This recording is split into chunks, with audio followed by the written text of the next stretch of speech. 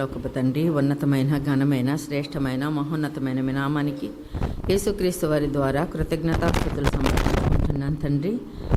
ఈ రోజున తండ్రి మాకు ఇచ్చిన ఈ కృపకి రుణస్లం తండ్రి. మీ కుమారుడు మా రక్షకుడైన యేసుక్రీస్తు వారి పునరుత్థానాన్ని పురస్కరించుకొని సంఘంగా కొద్దిమందిగా మీ సన్నిధిలో కూడి ఉంటుండగా నా తండ్రి, మరి బిడ్డలకి నా తండ్రి ప్రభా, మరి మంచి మార్గాన్ని నా తండ్రి ప్రభా చూపించాలని మేము ఆశపడుతుండగా మా నోట నా తండ్రి మీరు నా తండ్రి సత్యాన్ని పలికించవలసిందిగా అర్థిస్తున్నాను తండ్రి. పరిశుద్ధాత్మ దేవుని ప్రేరణ వలన రాయబడిన మాటలు ఆయన ఉంటేనే నా తండ్రి మేము చక్కగా వివరించగలం గనుక ఆయన సహాయాన్ని అనుగ్రహించవలసిందిగా అర్థిస్తూ మా కొరకు రానయ్యున్న యేసుక్రీస్తు వారి పేర ఈ ప్రార్థన మేము సమర్పించి వేడుకుంటున్నాను తండ్రి. ఆమేన్.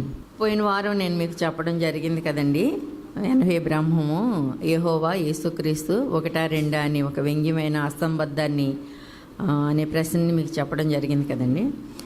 అందులోనే భాగంగానే అసలు మీకు లాస్ట్కి నేను చెప్పడం జరిగింది ఏంటి అని అంటే, పరిశుద్ధాత్మ దేవుని ఉనికిని కూడా నేను చెప్పానండి మీకు. అతను ఇద్దరి గురించే ఒక ప్రశ్న వేశాడు, కానీ ఇంకా మూడో వ్యక్తి కూడా మనకి కనిపిస్తున్నారు పరిశుద్ధాత్మ దేవుడు అని మీకు చెప్పడం జరిగింది. గుర్తుంది కదండి, మీకు గుర్తుందా లేదా చెప్పండి. అయితే మరి మీకు పరిశుద్ధాత్మ దేవుని ఉనికి, మీరందరూ బైబిల్ చదువుకుంటారు, మీరందరూ యవనస్తులు, మీ అందరికీ జ్ఞానం ఉంది, మీరు ఎన్నో సంవత్సరాల నుంచి ఈ వాక్యాన్ని వింటూ నేర్చుకుంటున్నారు. కాబట్టి మరి మీకు ప్రశ్న వేస్తున్నానండి, పరిశుద్ధాత్మ దేవుని ఉనికి మనకు అసలు ఎక్కడి నుంచి కనిపిస్తుంది చెప్పండి. ఆయన మనకి ఏ పుస్తకంలో నుంచి కనిపిస్తారు? మీకు ఏమన్నా అవగాహన ఉంటే చెప్పండి. సూర్య, మీరు ఎవరైనా సరేనండి. ఆదికాండం నుంచి కనిపిస్తుంది. ఎక్కడ ఆదికాండంలో చెప్పండి. వెరీ గుడ్ అండి రాజలక్ష్మి గారు. 1వ అధ్యాయం చూడండి ప్రియులారా. అసలు తండ్రి అయిన దేవుడు పరిశుద్ధాత్మ దేవుని ప్రేరణ వలన బైబిల్ రాయించారన్నమాట మనందరికీ తెలుసండి. మనకి 2 పేతురు పత్రిక 1వ అధ్యాయం 20-21 నుంచి ఉంటుంది కదండి. చదవండి. పరిశుద్ధాత్మ దేవుని గురించి ఎంత చక్కగా తండ్రి అయిన దేవుడు మొట్టమొదట ఆదికాండం రాయిస్తున్నప్పుడే 2వ మాటగా, మొదటి మాటని ఆదియందు దేవుడు తండ్రి అయిన దేవుని గురించి ప్రస్తావించడం జరిగిందండి. భూమి ఆకాశములను సృజించును అని చెప్పి, భూమి నిరాకారముగాను శూన్యముగాను ఉండెను, చీకటి అగాధ జలముపై కమ్మియుండెను, దేవుని ఆత్మ జలముల పైన అల్లాడుచుండెను. ఈ పదాన్ని మీరు చదివినప్పుడు, దేవుని ఆత్మ అన్న పదాన్ని మీరు చదివినప్పుడు మీకు ఏమర్థమైందండి? దేవుని ఆత్మ అని చెప్పి ఇక్కడ రాయడం జరిగింది. దేవుడు ఎవరని మీకు తెలుసు? దేవుడు ఎవరండి? దేవుడు ఎవరు అని అంటే ఏం చెప్తారు మీరు? ఎవరైనా దేవుడు ఎవరు అని అనేసి మీకు మనం ఎక్కడన్నా సువార్త చెప్పడానికి వెళ్ళామనుకోండి, దేవుడు అంటే ఎవరండి అని అంటే మీరు ఏం చెప్తారు? బైబిల్ మనకి ఏం చెప్పింది? మీరు అందరు సందేహంతో చూస్తున్నారు అని అంటే యోహాను సువార్త 4వ అధ్యాయం 24వ వచనం చూడండి ప్రియులరా. యోహాను గారు రాసిన సువార్త 4వ అధ్యాయం 24వ వచనం అండి. ఇవన్నీ మనకి కంఠాపాఠంగా తెలిసి ఉండాలండి, చిన్న చిన్న బిట్సే కదండి. దేవుడు ఆత్మ గనుక చాలండి. దేవుడు ఎవరంట? ఆత్మ. పదాలను చూడండి ఎంత స్పష్టంగా తండ్రి అయిన దేవుడు రాయించడం జరిగింది. దేవుడు ఆత్మ గనుక ఆరాధించేవారు ఆయనను ఆత్మతోనూ సత్యముతోనూ ఆరాధించవలెను అని ఉంది. తండ్రి అయిన దేవుడు ఎవరని అంటే ఆయన ఆత్మ అని చెప్తుంది బైబిల్. మరి ఇక్కడ ఆదికాండము వచ్చేసేయండి, మళ్ళీ ఆదికాండము 2వ అధ్యాయంలో 1వ అధ్యాయము 2వ వచనంలో ఏం చెప్తున్నాడు? 2వ మాట దేవుని ఆత్మ అని అంటున్నాడు. అక్కడ దేవుడు అని చెప్పాడు, ఇక్కడ దేవుని ఆత్మ అని అంటున్నాడు. అంటే పరిశుద్ధాత్ముడు. ఇప్పుడు దేవుడు అంటే నా ఆత్మ కదండి. దేవుడు అంటే నా ఆత్మ అన్నప్పుడు మళ్ళీ ఆత్మ పక్కన ఆత్మ ఏంటి? ఇద్దరు కనిపిస్తున్నారు కదా మీకు. అందుకే మిమ్మల్ని అక్కడ తీసుకెళ్ళాను. యోహాను సువార్త 4:24 ఎందుకు తీసుకెళ్ళానంటే మీరు సందేహపడకూడదని, నాకు తెలిసిందని చెప్పుకుంటూ వెళ్ళిపోకూడదు కదండి. మీకు కూడా క్లారిటీ ఉండాలి కదా. దేవుడు ఆత్మ అని అన్నప్పుడు, తండ్రి అయిన దేవుడే ఆత్మ అని అన్నప్పుడు, మరి ఇక్కడ దేవుని ఆత్మ అని అంటున్నాడు అంటే పరిశుద్ధాత్ముడి కింద మీరు తీసుకోవాలండి. అదే చెప్తున్నాడు. ఇక్కడ దేవుడు అని చెప్పి అనగా ఆత్మ అని చెప్పలేదండి. ఇప్పుడు మనకి చదువుతున్నప్పుడు అనేక సందర్భాలలో ఏదన్నా మనకు అర్థం కాదని, మనం ఏదన్నా తప్పుగా ఆలోచించుకుంటామని చెప్పి ఆ సెంటెన్స్ చెప్పిన తర్వాత అనగా అని మెన్షన్ చేసి దానికి వివరణ ఇవ్వడం జరుగుతుంది మనకి పత్రికల్లో చదువుతున్నప్పుడు. ఇక్కడ కూడా మీరు ఆలోచించుకుంటే దేవుడు దేవుని అనగా ఆత్మ అని చెప్పలేదండి. అప్పుడు ఇద్దరు ఒకటే అవుతారు. కానీ ఇక్కడ దేవుని ఆత్మ అని అన్నాడు. అంటే పరిశుద్ధాత్మ దేవుడు ఇక్కడ మనకి కనిపిస్తున్నాడండి. ఆది కాండము ప్రారంభ పుస్తకంలోనే పైన తండ్రి అయిన దేవుడు కనిపిస్తున్నారు, కింద పరిశుద్ధాత్ముడు కనిపిస్తున్నారు. తండ్రి అయిన దేవుడు ఏం చేశారు అని అంటే, రోమిలికి రాసిన పత్రిక 4:17 చదవండి ప్రియులారా. 2వ మాట అండి, రోమిలికి రాసిన పత్రిక 4:17 కనుక మీరు చూడగలిగితే 2వ మాటను చూడండి. నాకు అంత టైం నేను ఎక్కువ తీసుకొని కదగా. లేని వాటిని ఉన్నట్టుగానే పిలుచువాడునైనా దేవుని ఎదుట. చూసారండి 2వ మాట, అక్కడ కామ ఉంది కాబట్టి 2వ మాటని చెప్పడం జరిగిందండి మీకు. లేని వాటిని ఉన్నట్టుగానే పిలుచువాడునైనా దేవుని ఎదుట అతడు మన అందరికీ తండ్రి అయి ఉన్నాడు అని అంటున్నాడు. తండ్రి అయిన దేవుడు అందరికీ, ఇంక్లూడింగ్ గత వారం చెప్పాను కాబట్టి ముందుకెళ్తున్నానండి. యేసుక్రీస్తు వారు మొదటి కుమారుడైతే, పరిశుద్ధాత్మ దేవుడు 2వ కుమారుడైతే, 3వ కుమారుడుగా ఆదాము గారు భూమి మీద మట్టి దేహంలోనికి రావడం జరిగింది. లోకసువార్త 3:38 మీ అందరికీ తెలుసండి. ఆదాము ఎవరి కుమారుడు? దేవుని కుమారుడు. మరి ఆదాములో నుంచి వచ్చిన మనమందరం ఎవరిమి? దేవుని కుమారులమి. ప్రథమ ఫలముగా దేవుడు మనల్ని కనెను అని అంటాడు యాకోబు 1:18. అయితే మరి లేని వాటిని ఉన్నట్టుగా పిలిచి పదార్థాన్ని, రా మెటీరియల్ని, ముడి పదార్థాన్ని క్రియేట్ చేసింది ఎవరు అని బైబిల్ చెప్తుంది? తండ్రి అయిన దేవుడు. మరి యేసుక్రీస్తు వారు ఏం చేస్తున్నారో ఒకసారి చూద్దామండి. గత వారంలో నేను మీకు చెప్పలేదు. సామెతల గ్రంథము 8:30 చూడండి. సామెతల గ్రంథము 8:30 చూస్తే ప్రియులరా, మొదటి వచనంలోనే జ్ఞానము ఘోషించుచున్నది అని ఉంటుందండి. ఎవరు ఈ జ్ఞానం అంటే యేసుక్రీస్తు వారు.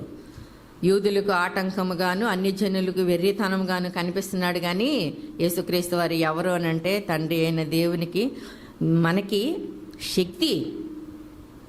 యేసుక్రీస్తు వారి జ్ఞానం, దేవుని జ్ఞానమును దేవుని శక్తి అని అంటాడండి కొరింథీయులు రాసిన పత్రికలో. ఆ జ్ఞానము ఘోషించుచున్నది అంటండి. ఆ వచనాలన్నీ మీరు ఇంటికాడ ఖాళీగా ఉన్నప్పుడు చదువుకుంటే ప్రియులరా, 30వ వచనంలో ఏం చెప్తున్నాడండి? నేను ఆయన యొద్ద ప్రధాన శిల్పినై అనుదినము సంతోషించుచు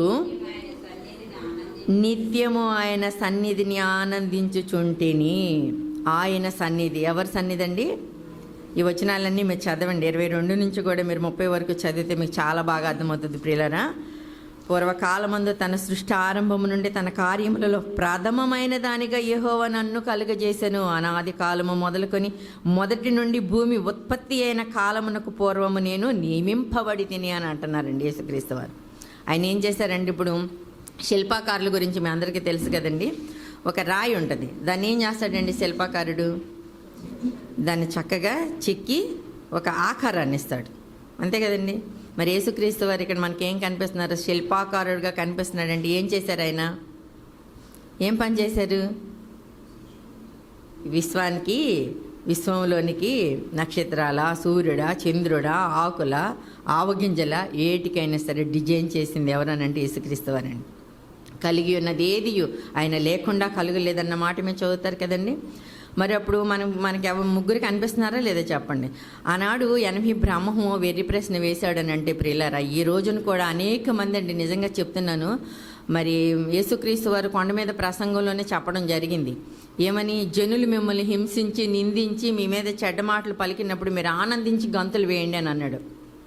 నాకు తెలియకుండానే 2014-15లోని యేసుక్రీస్తు వారికి పెళ్ళయింది అని అన్నప్పుడు మేము ర్యాలీలు చేసినప్పుడు నేను అక్కడ ఒక పదాన్ని ఉపయోగించానండి. ఈ బోధ యేసుక్రీస్తు వారు భూమి మీదకి వచ్చేంతవరకు, 2వ రాకళ్ళు వచ్చేంత వరకు కొనసాగుతూనే ఉంటుందని చెప్పానండి నేను. అది ఒక పాటలో కూడా పెట్టడం జరిగింది యూనివర్సిటీ. అంటే ఈ బోధ సార్వత్రిక దేవుని సంఘంలోనే అంటుకట్టబడి మేము చెప్తున్న మాటలండి. నిజంగా వక్రీకరిస్తున్నారు, అందులోంచి వెళ్ళిపోయిన వాళ్ళు వక్రీకరిస్తున్నారు, అర్థం కాని వాళ్ళు అనేక మంది డినామినేషన్లు కూడా వక్రీకరించి వాళ్ళు కలిసి ఏం చేస్తున్నారండి? ఈ రోజున BOI మీద బౌవండ మొరుగుతా ఉన్నారండి. తండ్రి, కుమారుడు, పరిశుద్ధాత్ముడు ముగ్గురు వేరుగా లేకపోతే ఏమవుతారని మొన్న చెప్పానండి, పోయిన వారం చెప్పాను కదా మీకు. తండ్రిని కుమారుని ఒప్పుకొనని వీడే క్రీస్తు విరోధి. మరి ఆ విరోధమైన బోధలోనికి వాళ్ళు వెళ్తూ మనల్ని ఈడ్చుకొని వెళ్ళిపోతూ, మన పిల్లల్ని ఈడ్చుకొని వెళ్ళిపోతున్నప్పుడు మనం ఏం చేయాలి చెప్పండి? బాగా నేర్చుకోవద్దా? బాగా తెలుసుకోవాలి కదండి. మరి పరిశుద్ధాత్మ దేవుని గురించి ఇంకా మీ అందరికీ తెలుసు. కన్య మరియ గర్భంలోనికి వస్తున్నప్పుడు ఎవరు సహాయం చేశారు అని ఉంటుంది. మత్తయి సువార్త చూడండి. మత్తయి సువార్త 1వ అధ్యాయం 18వ వచనాన్ని చూడగలిగితే ప్రియులరా, మత్తయి సువార్త, యేసుక్రీస్తు వారు జనన విధం ఎట్లనగా ఆయన తల్లి అయిన మరియ ఏ షేపునకు ప్రధానము చేయబడిన తరువాత వారు ఏకము కాక మునుపు ఆమె పరిశుద్ధాత్మ వలన గర్భవతిగా ఉండెను. ఈ మాటను కూడా చాలామంది వక్రీకరించడం జరిగిందండి. చాలా తప్పుగా మాట్లాడిందండి లోకంలో చాలామంది వెర్రివాళ్ళు. నిజంగా ఆ మాట మనం పలకకూడదు ప్రియులారా. నా నోటితో నేను అస్సలు పలకనండి. అయితే పరిశుద్ధాత్మ దేవుడు మరియమ్మ గారిని ఆవరించి ఉన్నప్పుడు ఆత్మ అయిన యేసుక్రీస్తు వారు, మీకు తెలుసు హెబ్రీయులకు రాసిన పత్రిక 10వ అధ్యాయం 5వ వచనంలో, ఆయన ఈ లోకమందు ప్రవేశించినప్పుడు అని అంటాడండి. అక్కడే పుట్టారు కనుక, అక్కడే ఉన్నారు కనుక ప్రవేశం. నేను ఇప్పుడు భగత్ నగర్ నుంచి ఇక్కడికి వచ్చానండి. నేనేం చేశాను, ఇక్కడికి వచ్చాను, ప్రయాణం చేసి వచ్చాను. యేసుక్రీస్తు వారు కూడా పరలోకములోనే మహామోహుని సింహాసనం పక్కనే కూర్చున్న ఆయన, మీ అందరికీ తెలుసు కదండి. పిలిపిలు రాసిన పత్రికలో ఎంత చక్కగా రాస్తారండి. దేవునితో సమానముగా కూర్చున్న ఆయన మనల్ని బట్టి మనల్ని రక్షించడం కొరకు రిక్తునిగా ఈ భూమి మీదకి వచ్చాడు. అంతేగాని కన్య మరియ గర్భంలోని యేసేపు గారి కలయిక ద్వారా పుట్టలేదండి యేసుక్రీస్తు వారు. ఆయన వచ్చారు. అప్పుడు పరిశుద్ధాత్మ దేవుడు కూడా సహాయం చేసినట్టుగా ఇక్కడ ఉంది. ఇంకా చూడండి, మత్తయి సువార్త 4వ అధ్యాయం 1వ వచనంలో కూడా ఇంకా పరిశుద్ధాత్మ దేవుడు ఏం చేశారు అని అన్నప్పుడు,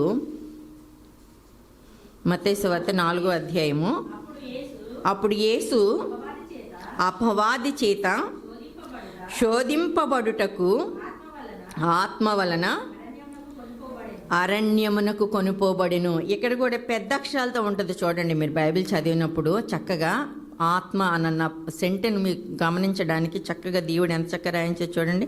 మనందరం చదువులేని విద్యా విహీనులమే కదండి, పండితులం కాదు కదండి. అందుకని తండ్రి ఎంత చక్కగా రాయించారంటే నిజంగా అండి చదువుతున్నప్పుడు ఎంతో సంతోషం అనిపిస్తూ ఉంటుందండి. ఇంకేం తెలుసుకోవాలి, ఇంకా చదువుకోవాలని చెప్పేసి ఆశ కలుగుతూ ఉంటుంది. ఇక్కడ ఒకవేళ మీరు ఆత్మ వలన అరణ్యమునకు కొనుపోబడిన అన్న మాటని ఎవరైనా మిస్అండర్స్టాండ్ చేసుకుంటే ఇది పరిశుద్ధాత్మ దేవునికి కాదు అన్న ఆలోచన మీకు ఎవరికైనా రాకూడదని మార్కు సువార్తలో ఏం రాయించారో చూడండి. మార్కు సువార్త 1వ అధ్యాయము 12వ వచనాన్ని చూడండి ప్రియులారా. ఇంత చక్కగా తండ్రి అనే దేవుడు రాయించి మన చేతిలో పెడితే ఈ రోజున ముగ్గురు ఒకటే అని వక్రీకరిస్తున్న వీళ్ళని ఏం చేయాలి చెప్పండి. మీరందరూ కూడా గళం విప్పి చెప్పొద్దా అండి? వీళ్ళందరూ మరి నాశనానికి నడుస్తున్నప్పుడు మనమే కదండి నడుం కట్టి కాపాడాలి. సాక్ష్యార్థంగా చెప్పమన్నాడండి. నమ్మితే నమ్ముతారు, నమ్మకపోతే పోతారు. జడ్జిమెంటు తండ్రి చేతుల్లో ఉంటుంది, అంతే కదండి. మనం చెప్పడం ఏంటి? సాక్ష్యార్థంగా నువ్వు నమ్ముతావా, తండ్రి వేరు, కుమారుడు వేరు, పరిశుద్ధాత్ముడు వేరు అని చెప్పడం మన బాధ్యత. సంఘంలో చెప్తామా, సువార్తకు వెళ్ళినప్పుడు చెప్తామా, మూర్ఖులైన వాళ్ళు వాదిస్తున్నప్పుడు చెప్తామా, కామెంట్ రూపంలో చెబుతామా, పాట రూపంలో చెబుతామా, ఎలాగైనా సరే మనం చెప్పేమా లేదా సమాజానికి? ఇదండి మనకు కావాల్సింది. చూడండి ఎంత చక్కగా రాయించారు తండ్రి అయిన దేవుడు. వెంటనే పరిశుద్ధాత్మ ఆయనను అరణ్యములోనికి త్రోసుకొని పోయెను. చూసారండి, మత్తయ్య గారు ఒక మాట చెబితే మార్కు గారు మనకి కన్ఫ్యూషన్ లేకుండా కంక్లూషన్తో చక్కగా చెప్పారండి. పరిశుద్ధాత్మ దేవుడు సహాయము ఎప్పటి నుంచి కనిపిస్తుంది మనకనంటే ప్రియులరా, ఆది కాండం నుంచి కనిపిస్తుందండి. దేవుని ఆత్మ అంటాడు, క్రీస్తు ఆత్మ అంటాడు. పరిశుద్ధాత్మ దేవుడు మనకి ప్రార్థన చేయడం రాదని చెప్పి ఉచ్చరింప శక్యమ కాని మూలుగులతోటి ఆయన మన కొరకు విజ్ఞాపన చేస్తున్నాడు అని అంటారండి పౌలు గారు రోమీయులకు రాసిన పత్రికలో. మరి ఇంత స్పష్టంగా మనకి ఇంత చక్కగా తండ్రి అనే దేవుడు మనకి ఇన్ని విషయాలు మనకు తెలియచేసినప్పుడు ఇంకెందుకండి మనం అపార్థం చేసుకోవడానికి తావుందంటారా చెప్పండి. చేపల కూర వండడం మీకు తెలుసు, దాంట్లో ఏం వేయాలో మీకు తెలుసు, చికెన్ కూర వండడం తెలుసు, మటన్ కూర వండడం తెలుసు. అన్నిట్లలో వేసే మసాలాలు వేస్తారా మీరు చెప్పండి? అసలు ఎవరైనా వేస్తారండి? ఈ షెఫ్లు చాలామంది ఉన్నారు కదండి, కుక్కులు వంట చేస్తారు, వాళ్ళు కూడా వేయరు కదండి. మరి బైబిల్ని ఎందుకు కలగలుపు కూర వండాలి చెప్పండి? కోడిని కోసినప్పుడు చేదు తీగిపోతే కూర అంతా వేస్ట్ అవుతుందని అందరికీ తెలుసు, జ్ఞానము. దాని క్రమం వేరు, మటన్ కూర క్రమం వేరు, చేపల కూర క్రమం వేరు. మరి బైబిల్కి క్రమం లేదంటారా బ్రదర్ చెప్పండి మీరు? అవునంటారా కదంటే? మరి ఎందుకు ఇంత వక్రీకరిస్తున్నారంటే పట్టిందండి దయ్యం, ఈడ్చుకొని పోతుంది ఈ రోజున అనేక మందిని. అందుకనే మన పిల్లలకి బైబిల్ బాగా నేర్పించాలండి. మనం నేర్చుకోవాలి, మన పిల్లలకి నేర్పించాలి. రాబో తరంలోని పిల్లలకి ట్రైనింగ్ చేసి సమాజం మీద విడిచిపెట్టాలి. అదే కదండి మనకి భూమి మీద ఉన్న పని. ఇంకేం పని ఉంది చెప్పండి? వండుకోవడం, తినడం, తాగడం, ఉతుక్కోవడం ఇదేనంటారా చెప్పండి? 24 గంటలు ఇచ్చాడు కదండి తండ్రి అని దేవుడు. కాబట్టి ప్రియులరా, యేసుక్రీస్తు వారు వచ్చిన తర్వాత, పరిశుద్ధాత్మ దేవుడు అరణ్యానికి తీసుకుని వెళ్ళిన తర్వాత, అపవాదితో శోధింపబడిన తర్వాత యేసుక్రీస్తు వారు వచ్చి ఏం చేశారో చూడండి. యోహాను సువార్త 1వ అధ్యాయం 18వ వచనమండి. యోహాను గారు రాసిన సువార్త 1వ అధ్యాయం 18వ వచనాన్ని చూడండి. ఎవడును ఎప్పుడైనాను దేవుని చూడలేదు, తండ్రి రొమ్ముననున్న అద్వితీయ కుమారుడే ఆయనను బయలుపరిచెను. తండ్రి అయిన దేవుని ఎవరు బయలుపరిచారంటే మీరు ఎవ్వరు చూడలేదు నాయన. అంటే ఆయన భూమి మీదకి రాలేదు కదండి. ఆయన స్వరూపాన్నైనా, ఆయన స్వరాన్నైనా ఎప్పుడు మీరు వినలేదని అంటారు. ఇదే యోహాన్ గారు 5వ అధ్యాయం 37 అనుకుంటానండి. ఎప్పుడు కూడా ఆయన భూమి మీదకి రాలి. ఏ తండ్రి అయిన దేవుడు కనుక భూమి మీద కాలు పెడితే నీరులాగా కారిపోతుంది అంటండి. విశ్వం అంతా నీరు అయిపోతుంది. అలా కారిపోవడానికి కాదు కదండి తండ్రి ఇంత కష్టపడి 7 రోజులు శ్రమ పడింది. చెప్పండి, విశ్రాంతి తీసుకునే అంతగా తండ్రి అయిన దేవుడు యేసుక్రీస్తు వారు పరిశుద్ధాత్మ దేవుళ్ళు కష్టపడ్డారండి మన కోసం. అందుకే ఈ విశ్వం ఉంది మనకి. ఒక మనిషి కోసమైనా ఉండాలి కదండి. ఇప్పుడు ఇంతమందిని కూడుకోవడానికైనా సరే మనకి ఈ బిల్డింగ్ కావాలి. అది ఒక్కళ్ళకైనా కావాలి, ఫ్యాన్ కావాలి, కరెంటు కావాలి, నీరు కావాలి, అన్నీ కావాలి కదండి. మరి కోట్ల మంది పిల్లలు నాకు కావాలి అనేది తండ్రి అయిన దేవుని అనాది సంకల్పం. క్రీస్తు యేసులోనే కదండి మనల్ని ఏర్పాటు చేసుకున్నది. కాబట్టి ఆ దేవుని ఉద్దేశం యేసుక్రీస్తు వారికి తెలుసు గనక ఇక్కడ ఏం చేశారంట, తండ్రి రొమ్ముననున్న అద్వితీయ కుమారుడే ఆయనను బయలుపరిచెను. యేసుక్రీస్తు వారు బయలుపరిచేంతవరకు లోకానికి దేవుని గురించి తెలియలేదండి. ఆనాడు ఒక జనాంగానికే కదండి తండ్రి అయిన దేవుడు విమోచకుడుగా, రక్షకుడుగా ఉన్నాడు. అవునంటారా కదంటారా? కానీ ఇప్పుడు ఎంత చక్కగా రాసి పెట్టాడు కదండి. ఇప్పుడు యేసుక్రీస్తు వారు వచ్చిన తర్వాత 27 పుస్తకాలు ఆయన మాట్లాడిన మాటలే కదండి. తండ్రి దగ్గర నేను నేర్చుకున్నాను, నా వాటిలోనివే పరిశుద్ధాత్ముడు తీసుకొని మీకు బోధిస్తాడు అని అంటాడు. ముగ్గురు వేరువేరుగా ఇంత చక్కగా కనిపిస్తున్నప్పుడు కలగూర వంటకం వండి మన ఆత్మలు మనం నాశనానికి నడిపించుకుంటే మనకి ఏం ప్రయోజనం ఉండదండి. యేసుక్రీస్తు వారు చేసిన ప్రార్థనను చూసుకొని ముగించుకుందామండి. యేసుక్రీస్తు వారు చేసిన ప్రార్థనను చూడండి. యోహాన్ గారు రాసిన సువార్త 17వ అధ్యాయము 1వ వచనంలో చూడండి. ఆయన తండ్రి అయిన దేవుణ్ణి బయలుపరిచి అద్భుత కార్యాలు, ఆశ్చర్యక్రియలు అనేకమైనవి చేసి అనేక మందికి భోజనాలు పెట్టి అనేక మందిని స్వస్థపరిచి తర్వాత ఆయన గడి వస్తున్న సమయానికి ఏం ప్రార్థన చేస్తున్నా చూడండి. యేసుక్రీస్తు వారంట ఈ మాటలు చెప్పి ఆకాశము వైపు కన్నులెత్తి ఇట్లా నేను, తండ్రి నా గడియ వచ్చుచున్నది. ఎంత చక్కగా ప్రార్థన చేస్తున్నారండి. యేసుక్రీస్తు వారే తండ్రి అయితే, తండ్రి యేసుక్రీస్తు వారైతే, పరిశుద్ధాత్ముడు యేసుక్రీస్తు వారైతే తండ్రి అని ఆకాశం వైపు కన్నులెత్తి ఎందుకండి, కన్నులు పైకెత్తి ఎందుకండి యేసుక్రీస్తు వారు ప్రార్థన చేస్తారంటే అంత పిచ్చి అయినా అండి. ఇప్పుడు ఇంత బోధ నేర్చుకొని బయటకు వచ్చి మాట్లాడుతున్న వీళ్ళందరూ కూడా ఎంత పిచ్చివాళ్ళో చూడండి. ఎవడకండి ప్రార్థన చేసేది? మనుషులు వీళ్ళు చేసేది ఎవడకి చెప్పండి? దయ్యానికి చేస్తున్నారండి వీళ్ళందరూ ప్రార్థనలు.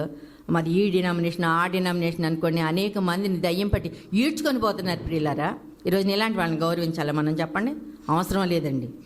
తండ్రి అయిన దేవునికి యేసుక్రీస్తు వారు ప్రార్థన చేసి తండ్రి నా గడియ వచ్చి ఉన్నది అని చెప్తున్నారు. 3వ వచనం చూడండి ప్రియులారా. అద్వితీయ సత్యదేవుడువైన నిన్నును, కామ ఉంది చూడండి అక్కడ. అద్వితీయ, మీకు బైబిల్ క్లాసులు జరుగుతున్నాయి కదండి ప్రతి బుధవారము.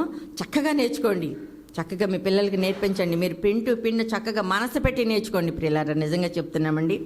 అద్వితీయ సత్యదేవుడువైన నిన్నును నీవు పంపిన యేసుక్రీస్తుని ఎరుగొటియే నిత్య జీవము. తండ్రి వేరు, కుమారుడు వేరు, పరిశుద్ధాత్ముడు వేరని మీరు ఒప్పుకోకుండా మోసపోతే ఏమవుతుందో తెలుసండి. ఇక్కడ ఏం చెప్తున్నాడండి యేసుక్రీస్తు వారు? మళ్ళీ చదవండి. అద్వితీయ సత్యదేవుడివైన నిన్నును నీవు పంపిన యేసుక్రీస్తుని ఎరుగొటియే నిత్య జీవము. మొన్న చెప్పాను కదండి, పోయిన వారం చెప్పాను. 1 యోహాను పత్రిక 2వ అధ్యాయం 22వ వచనంలో తండ్రిని కుమారుని ఒప్పుకొనని వీడే క్రీస్తు విరోధి. అలాంటి క్రీస్తు విరోధులు మీ దగ్గరకు వచ్చినా, అలాంటి బోధలు మీరు ఎప్పుడన్నా విన్నా కానీ, మీరు మీకున్న టాలెంట్ తోటి, మీరు నేర్చుకుంటున్న విధానంతో చక్కగా ఖండించి, కొందరినైనా ఒక్కరినైనా సరే తండ్రి అయిన దేవుని చెంతకి చేర్చి మనం కూడా ప్రతిఫలం పొంది దేవుని దగ్గరికి ఏ రోజు మనదో కాదో తెలియదు ప్రియులారా. నిర్లక్ష్యంగా అస్సలు ఉండే సమయం కాదండి. ఒకప్పుడు ఎలీషా గారి దగ్గర గెహాజీ పనివాడిగా ఉండి నయమానుని స్వస్థపరిచినప్పుడు బట్టల కోసం వెళ్ళాడండి. అప్పుడు ఎలీషా గారు అడుగుతారు, ఇది సమయమా? నువ్వు ఇది సంపాదించుకోవడానికి ఇది సమయమా అని అన్నారు. యేసుక్రీస్తు వారు రాకముందే ఇది సమయం అనే మాటని బైబిల్లో రాయబడిందంటే ఇప్పుడు అస్సలు మనకి సమయం లేదండి. మనం చూశారు కదండి, బెంగళూరు వెళ్తున్న బస్సు కర్నూలు దగ్గరికి వెళ్ళిన తర్వాత పడుకున్న వాళ్ళు పడుకున్నట్టుగానే కాలిపోయారంటండి. అంటే తప్పించుకోవడానికి వాళ్ళకి ఖాళీ లేకపోయిందండి.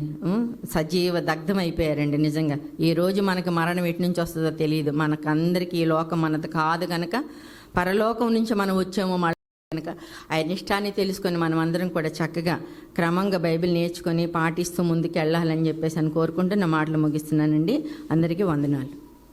ఈ అవకాశం ఇచ్చిన అధ్యక్షుల వారికి ప్రత్యేకమైన వందనాలండి. Thank you all.